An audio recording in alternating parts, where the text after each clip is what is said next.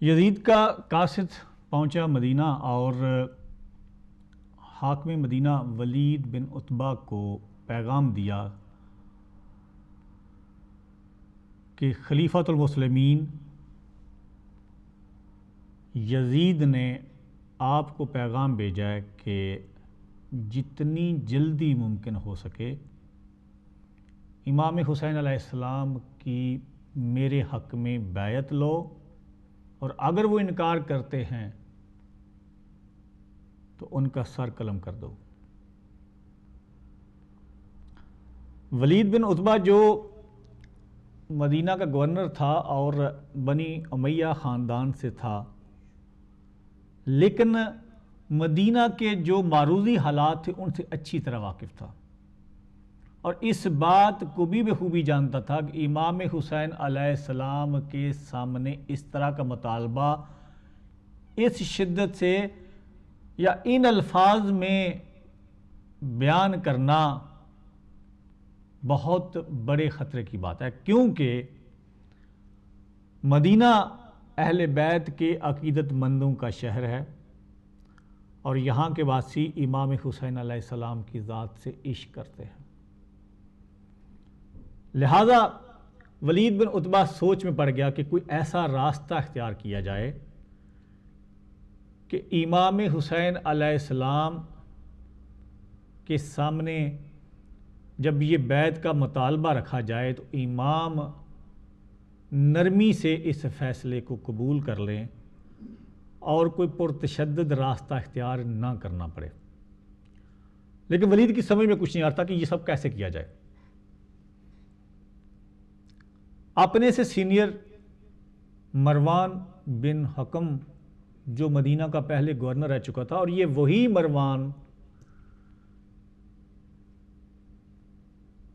جس کو پیغمبر نے اس کی شیطانی صفات اور بد کرداری کی وجہ سے مدینہ سے باہر نکال کیا تھا، اور پھر جس کو خلیفہ سوم حضرت عثمان غنی نے دوبارہ مدینہ میں داخلے کی اجازت دی۔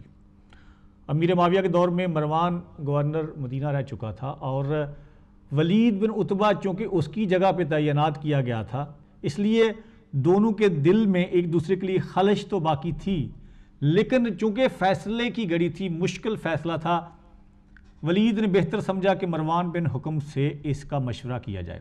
مروان کو دربار میں بلایا گیا اور اس کے سامنے یہ بات رکھی گئی کہ امام عالی مقام حضرت امام حسین سے بیعت لی جائے اور کون سا راستہ اختیار کیا جائے۔ مروان چونکہ ولید کا بھی خیر خواہ نہیں تھا اور امام حسین علیہ السلام یا اہل بیت اطہار کا دشمن تھا، اس نے فوراً کہا کہ ہاں اس میں دیر کرنے کی ضرورت نہیں، فوراً امام حسین علیہ السلام کو دربار میں بلاؤ اور ان سے بیعت کا مطالبہ کرو۔ اگر وہ بیعت کر لیتے ہیں تو ٹھیک ہے، اور اگر وہ بیعت نہیں کرتے تو پھر جو یزید نے کہا وہی ان کا حال ہونا چاہیے۔ ولید بن عتبہ نے ایک لڑکے کو بھیجا کہ امام حسین علیہ السلام کو میرے پاس لے کے آؤ۔ آپ مسجد میں نماز کے لیے موجود تھے، وہ لڑکا مسجد میں پہنچا، امام کو حاکم مدینہ کا پیغام دیا۔ امام نے فرمایا کہ تم چلو اور میں تھوڑی دیر بعد دربار میں پہنچتا ہوں۔ امام مسجد سے نکلے، پہلے اپنے گھر پہنچے اور اپنی بہن شہزادی زینب سلام اللہ علیہ سے کہا کہ مجھے دربار میں بلایا گیا اور اس وقت دربار میں کبھی کسی کو بلایا نہیں جاتا، یہ کوئی معیوب سی بات لگتی ہے کہ اس وقت دربار میں کیوں بلایا جا رہا ہے، یہ کوئی انہونی بات ہے۔ بی بی زینب سلام اللہ علیہ نے کہا کہ بھیا اگر دربار میں بلایا گیا ہے میرے بھائی تو میری ایک گزارش مان لیں کہ اکیلے مت جائیں۔ بھیا میں دربار کے مزاج سے بہت اچھی طرح واقف ہوں، اپنے جوانوں کو ساتھ لے جاؤ، اکیلے مت جانا۔ لہذا بہن کی فرمائش پہ امام نے ہاشمی جوانوں کو ساتھ لیا، سرکار غازی، سرکار علی اکبر اور چند اور ہاشمی جوانوں کو ساتھ لے کے آپ دربار کے دروازے تک پہنچے اور کہا کہ چونکہ دربار میں مجھ اکیلے کو بلایا گیا لہذا عباس، علی اکبر، تم یہیں پہ رکو، تم لوگ اندر نہیں آؤ گے، اور جب تک میری آواز بلند نہ ہو جائے تم لوگ اندر آنے کی کوشش نہیں کرنا۔ ہاشمی جوان تلواریں لگائے باہر کھڑے ہیں۔ امام علی مقام دربار میں پہنچے، ولید بن عتبہ نے کھڑے ہو کر انتہائی تعظیم سے آپ کا استقبال کیا۔ جب آپ نے دیکھا کہ مروان بن حکم جو ولید بن عتبہ کے لیے دل میں خلش رکھتا تھا یہ بھی ساتھ بیٹھا ہے، تو آپ نے کہا کہ بہت اچھا لگا تم دونوں کو ایک ساتھ دیکھ کے، اتفاق بہت اچھی چیز ہے۔ پھر بلانے کا سبب پوچھا، ولید نے کہا کہ اے آقا، امیر شام کا انتقال ہو گیا اور خلیفہ مسلمین یعنی یزید نے آپ کے لیے پیغام بھیجا کہ آپ سے فوراً بیعت لی جائے،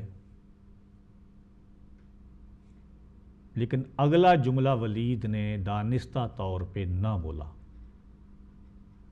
کیونکہ ولید بن عتبہ کی مرضی یہ تھی کہ ہر معاملہ جائی خوش اسلوبی سے طے ہو سکے۔ امام نے کہا انا للہ و انا الیہ راجعون، اور اس کے بعد کہا کہ اے ولید، پہلی تو بات یہ ہے کہ ایسے فیصلے رات کی تاریکی میں یا اندھیرے میں نہیں کیے جاتے، اور پھر اگر یہاں پہ میں بیعت کر بھی لوں تو اس کا تم لوگوں کو کوئی فائدہ نہیں ہوگا، بہتر یہ ہے کہ صبح بھرپور مجمع میں جب تم سب کی بیعت لوگے تو سب کے سامنے مجھ سے بھی بیعت کا تقاضا کرنا۔ ولید نے سرد مہری اختیار کی اور اس نے سمجھا کہ شاید صبح جب بیعت کا مطالبہ کیا جائے گا تو امام اس فیصلے کو مان لیں گے، لہٰذا ولید نے بخوشی اس فیصلے کو تسلیم کیا اور سرکار کو جانے کا کہا کہ آپ جا سکتے ہیں۔ جو ہی امام اٹھ کے واپس مڑے ہی تھے کہ مروان نے کہا کہ اے ولید، تم یہ کیا کر رہے ہو؟ اگر حسین آج یہاں سے چلے گئے تو پھر یہ کبھی بھی یزید کی بیعت نہیں کریں گے، بہتر یہ ہے کہ حسین سے یا تو ابھی بیعت لو یا ان کو گرفتار کرو یا قتل کر دو۔ اب یہ سننا تھا کہ حسینی خون جلال میں آ گیا، زور سے سرکار بولے اور کہا کہ اے مروان، تم جیسے کہ یہ جرت کہ تم مجھے گرفتار کرنے کی بات کرتے ہو، تم مجھے قتل کرنے کی بات کرتے ہو، اور انتہائی سخت ترین الفاظ جو امام کے مزاج میں نہیں تھے وہ الفاظ ادا کیے امام نے۔ ابھی یہ جملے کہنے تھے، امام کی آواز بلند ہوئی، ادھر ہاشمی جوان دوڑتے ہوئے دروازے کے اندر آئے، تلوار کو نیام سے کھینچا، لیکن امام آگے بڑھے اور ایک ہاتھ سرکار عباس کی تلوار پہ اور دوسرا ہاتھ شہزادہ علی اکبر کی تلوار پہ کہا کہ نہیں، ہم اہل بیت ہیں، ہم کبھی بھی جنگ میں پہل نہیں کرتے، لہذا ہاشمی جوانوں کو ساتھ لیے آقا حسین بیت شرف واپس پہنچے۔ اب وہ بہن جس نے اپنے تئیں تسلی کر لی تھی کہ میرا بھائی اکیلا دربار میں نہ جائے، ہاشمی جوانوں کو ساتھ بھیجا تھا، لیکن اس کے باوجود دروازے پہ بار بار آتی، کبھی دروازہ کھول کے دیکھتی کہ میرا بھائی ابھی تک کیوں نہیں آیا، کبھی دروازے کے پٹ کے پیچھے کھڑی ہو کے زینب انتظار کر رہی۔ امام علی مقام گھر پہنچے، اب شہزادی زینب کو جلدی ہے کہ امام کب بتائیں کہ دربار میں کیا ہوا۔ امام نے ماجرا سنایا اور کہا کہ اے زینب، اب مدینے کی گلیاں شاید میرے لیے اور نہیں رہیں۔ اہل بیت اطہار کو اکٹھا کیا اور کہا کہ سفر کی تیاری شروع کی جائے۔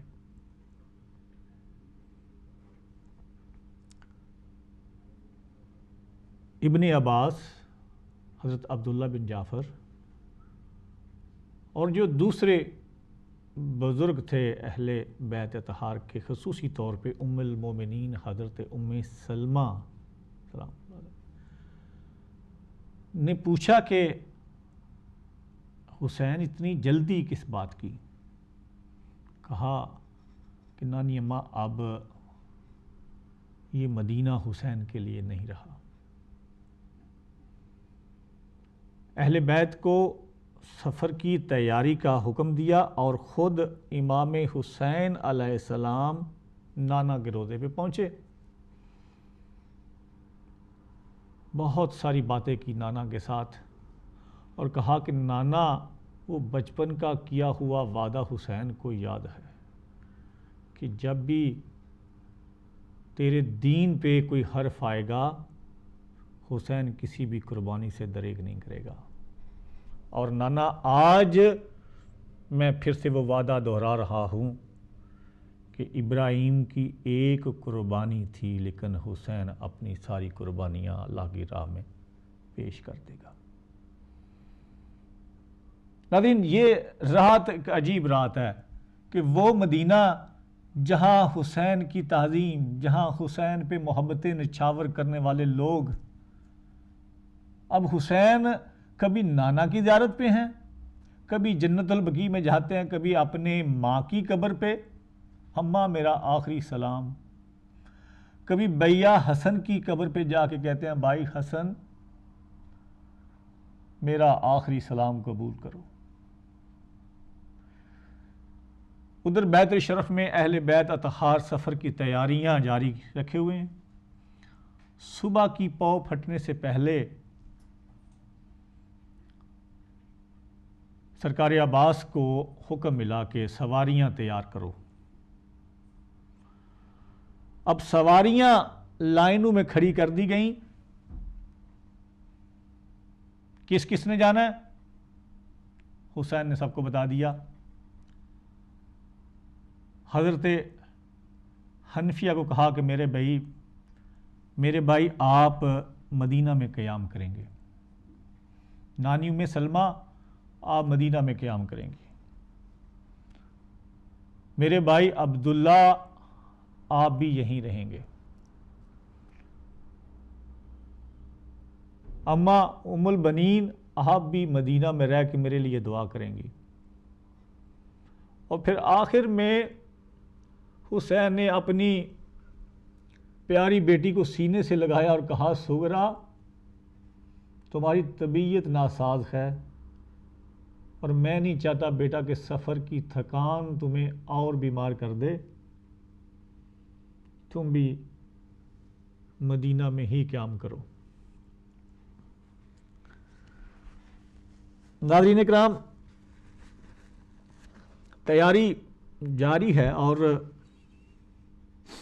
وہ وقت آ گیا کہ امام نے اعلان کیا کہ اب سواروں کو سوار کرایا جائے۔ راوی لکھتا ہے کہ میں ایک کونے پہ کھڑا یہ منظر دیکھ رہا ہوں، مدینہ کے لوگ جن کو پتہ چلا کہ امام عالی مقام جا رہے ہیں وہ سارے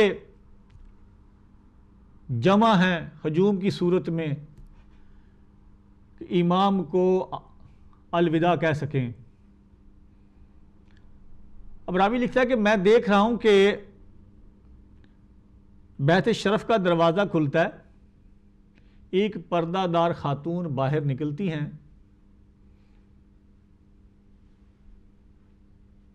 اور سرکار غازی عباس آگے بڑھتے ہیں، اس خاتون کو سوار کراتے ہیں۔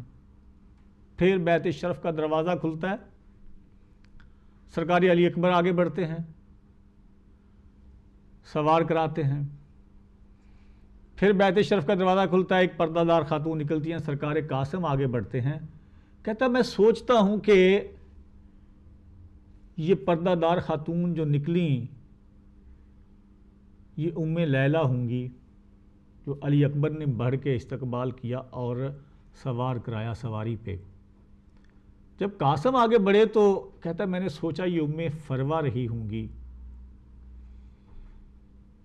جب عباس آگے بڑھے تو میں نے سوچا کہ یہ رقیہ ہوں گی۔ کہتا اچانک میری نظر پڑی کہ بیت شرف کا دروازہ کھلا، ایک خاتون نے جو ہی بیت شرف کے دروازے سے قدم باہر رکھا، ادھر سے غازی دوڑے، ادھر سے علی اکبر، ادھر سے قاسم، ادھر سے اون و محمد اور حسین جو اپنی نشست پہ بیٹھے تو اٹھ کے کھڑے ہو گئے۔ سب نے آگے بڑھ کے احترام کیا اور تعظیماً لا کے سوار کیا۔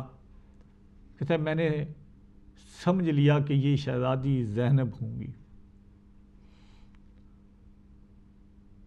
ابھی شہزادی کو سوار نہیں کرایا گیا کہ امام نے غازی کو کہا کہ غازی یہ مدینے والوں کو کہہ دو کہ جہاں تک نظر جاتی ہے وہاں تک دور ہو جائیں۔ کہا مولا یہ تو آپ کے محبت کرنے والے، آپ سے عقیدت رکھنے والے، آپ کے مرید اکٹھے ہوئے ہیں سارے۔ کہا غازی وہ بات ٹھیک ہے لیکن علی کی بیٹی نے سوار ہونا ہے، مدینے والوں کو کہہ دو کہ دور چلے جاؤ، اہل بیت اطہار کی خواتین سوار ہو رہی ہیں۔ منزل میری آخری دو چار جملے، کیونکہ کل اسی مضمون کو میں آگے یہاں سے شروع کروں گا۔ اب وہ وقت آیا کہ جب ساری سواریاں تیار ہو چکی، امام قافلے کو چلنے کا حکم دیتے ہیں کہ ایک سواری سے سوار کی آواز آتی ہے کہ اے آقا میرا علی اصغر کہاں ہے؟ امام حسین علیہ السلام ادھر دیکھتے ہیں کہ کبرا کی گود میں ہوگا۔ شہزادی کبرا کی سواری پہ جا کے دیکھتے ہیں کہ علی اصغر وہاں بھی نہیں ہے۔ پھر سوچا کہ ام لیلہ کے پاس ہوگا، علی اصغر ام لیلہ کی گود میں بھی نہیں ہے۔ اپنی بہن کے پاس پہنچتے ہیں کہ اے بہن علی اصغر آپ کے پاس ہے؟ کہا نہیں بھیا۔ پھر شہزادی سکینہ کے پاس پہنچتے ہیں کہ اپنی 4 سالہ بہن سے، کیونکہ بچے بچوں کے ساتھ بہت محبت کرتے ہیں، پوچھتے ہیں کہ اے سکینہ علی اصغر تیرے پاس ہے؟ کہا نہیں بابا۔ اب امام حسین علیہ السلام ایک بار پھر بیت شرف میں داخل ہوتے ہیں اور عجیب منظر دیکھتے ہیں کہ علی اصغر اپنے ننھے بازوؤں کو اپنی بہن سغرا کے گلے میں ایسے حمائل کیے ہوئے اپنی بہن کے گالوں پہ بوسے دے رہا ہے، اپنی بیمار بہن سے ایسے چپٹا ہوا ہے علی اصغر کہ امام نے کہا کہ سغرا میرا بیٹا ہمارے سفر کا وقت ہو چکا، اب ہم نے یہاں سے نکلنا ہے، لا علی اصغر مجھے دے دو۔ سغرا کی آواز ہے بابا اگر علی اصغر جاتا ہے تو لے جائیں، کیونکہ آپ کے آنے سے پہلے سب کوشش کر چکے ہیں، پھوپھی زینب بھی کوشش کر چکی، کبرا بھی کوشش کر چکی، سکینہ بھی، علی اصغر کسی کے پاس نہیں گیا۔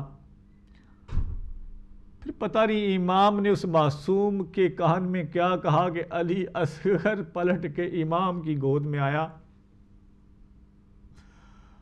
علی اصغر کو لے کے امام ام رباب کے پاس پہنچے۔ اب جو ہی روانگی کا وقت ہوا، سرکار غازی عباس دوڑتے ہوئے گئے شہزادی زینب کے پاس، بہن کوئی پریشانی تو نہیں؟ ہم چلنے لگے ہیں کسی چیز کی ضرورت تو نہیں؟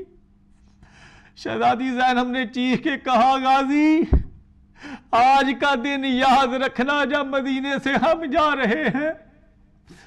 آج علی اکبر کبھی پوچھ رہا ہے پھپھی کسی چیز کی ضرورت، کبھی میرا بھیا پوچھ رہا ہے زینب کسی چیز کی ضرورت، کوئی پریشانی. عباس یاد رکھنا کہ جب کربلا کے میدان میں میں گردن کے پیچھے بازو باندھے جب عباس عباس پکار رہی ہوں گی تو تم نظر نہیں آؤ گے.